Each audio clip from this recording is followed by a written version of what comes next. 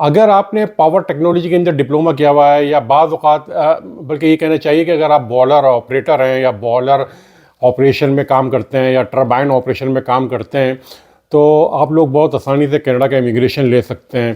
तो इसके लिए एक मखसूस टेक्नोलॉजी होती है पावर टेक्नोलॉजी, लेकिन बहुत सी जगह पे सिर्फ और सिर्फ जिसने डिप्लोमा इलेक्ट्रिकल में किया हुआ होता है या मैकेनिकल में किया हुआ होता है, वो लोग भी जो है पावर जनरेशन में जाते हैं और वो ये काम कर रहे होते हैं।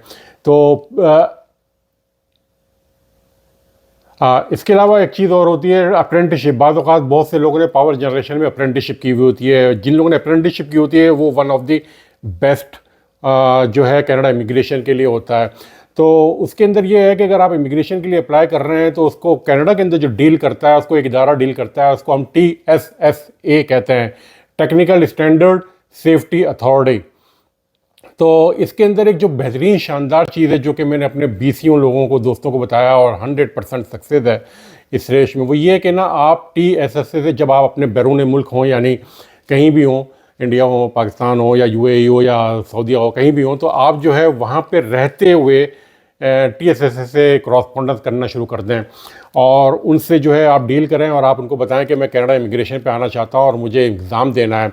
तो उसके अंदर दो सूरतें होती हैं। एक तो ये कि ना आपके पास एक ऑप्शन होता है, एक तो ये वो आपके सारे डॉक्यूमेंट तैयार करवा देते हैं इंफॉर्मेशन दे के कि आपको ये सब कुछ चाहिए। दूसरा ये होता है कि वो आपको ये ऑप्शन भी देते हैं कि आप विजिट वीज़े पे कनाडा आ जाएं और एग्ज़ाम दे दें, जब पास हो जाएंगे आप अपना रिज़ल्ट भी लगा दें और इमिग्रेशन के लिए अप्लाई कर दें।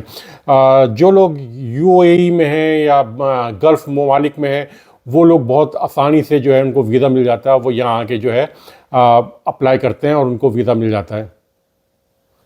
तो इसके लिए जो मिनिमम रिक्वायरमेंट होती है वो ऑन जॉब 1 साल की ट्रेनिंग होती है, या ये कि ना आपने 1 साल की उस पर जॉब की हुई है तो आप इंटाइटल होते हैं 4th क्लास एग्ज़ाम देने के लिए।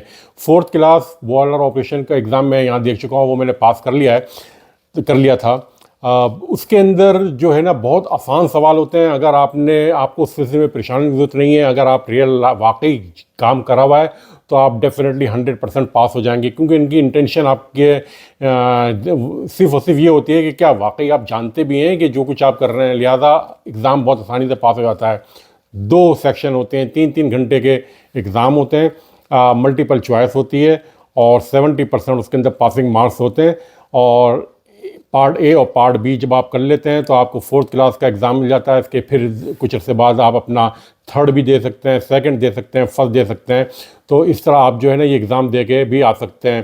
तो बेहतरीन ऑप्शन होता है जब आप ये क्या कहलाता है, जब यहाँ से आप इनकी अप्रूवल ले लेते हैं TSSA से और जब आप इसको डॉक्यूमेंटेशन को लगाते हैं अपने इमिग्रेशन के लिए, तो आम तौर पे मेरा अपना तो ख्याल ये है कि 100% जो है ना इमिग्रेशन जो ऑफिसर है वो आपकी एप्लीकेशन को अप्रूव कर लेता है।